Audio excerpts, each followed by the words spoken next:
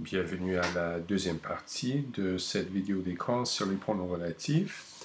Passons maintenant à un petit exercice. Alors faites rapidement cet exercice qui consiste donc à combiner des paires de phrases simples pour former des phrases complexes à l'aide de pronoms relatifs. Je prends les clés sont sur la table. Ensuite, je veux les clés. Tu as mis les clés sur la table. Troisièmement, voici les clés. J'ai besoin des clés. Vous êtes prêts à vérifier vos réponses? Ça y est. Vous pouvez appuyer sur pause s'il vous faut encore une minute pour vérifier vos réponses. Allons-y. Donc, je prends les clés sont sur la table. Je prends les clés qui sont sur la table. Donc, dans ce cas-là, qui a la fonction de sujet? Je veux les clés. Tu as mis les clés sur la table. Je veux les clés que tu as mises sur la table. Donc, que a la fonction de COD.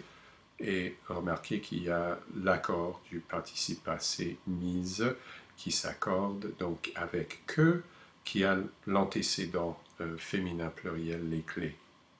Et finalement, voici les clés, j'ai besoin des clés. Voici les clés dont j'ai besoin, parce que c'est avoir besoin de. Alors, dont, c'est le pronom relatif qu'on utilise dans ce cas-là. Bien, poursuivons.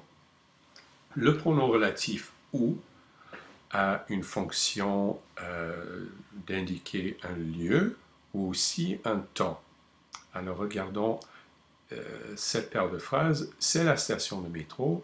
J'ai trouvé ces lunettes de soleil à la station de métro. C'est la station de métro où j'ai trouvé ces lunettes de soleil. Ensuite, c'était le jour. J'ai trouvé ces lunettes de soleil ce jour-là. C'était le jour où j'ai trouvé ces lunettes de soleil. Remarquez la différence par rapport à l'anglais qui utilise when et non pas where dans ce cas-là, mais où c'est le pronom relatif qui s'emploie pour se référer à un lieu ou un temps. Donc, résister à la tentation d'employer quand dans cette phrase-là. C'est où le pronom relatif qu'on emploie dans ces cas-là. Ensuite, on a toute la série de lequel, laquelle, etc. C'est une solution, je n'avais pas pensé à cette solution. C'est une solution à laquelle je n'avais pas pensé. C'est un parti politique, je n'ai pas voté pour ce parti politique. C'est un parti politique pour lequel je n'ai pas voté. Donc là où on a une préposition qui précède le pronom relatif, c'est d'habitude ces variantes de lequel. C'est le stylo, j'ai mis mon crayon à côté de ce stylo, c'est le stylo à côté duquel j'ai mis mon crayon.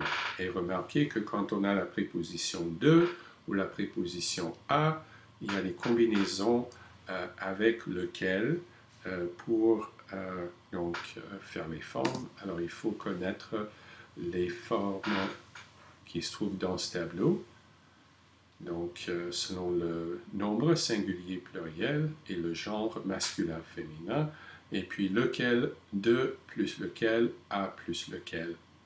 Alors, je suis sûr que ce sont des formes que vous avez vues déjà, et ce qu'on fait maintenant, c'est une révision, mais donc faites bien attention à ces formes-là.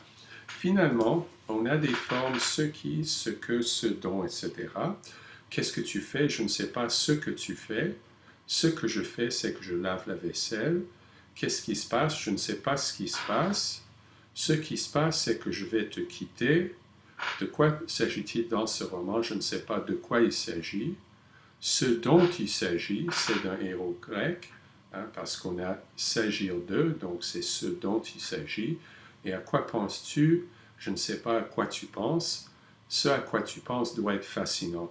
Finalement, il s'agit de différentes façons de rendre la notion exprimée par what en anglais.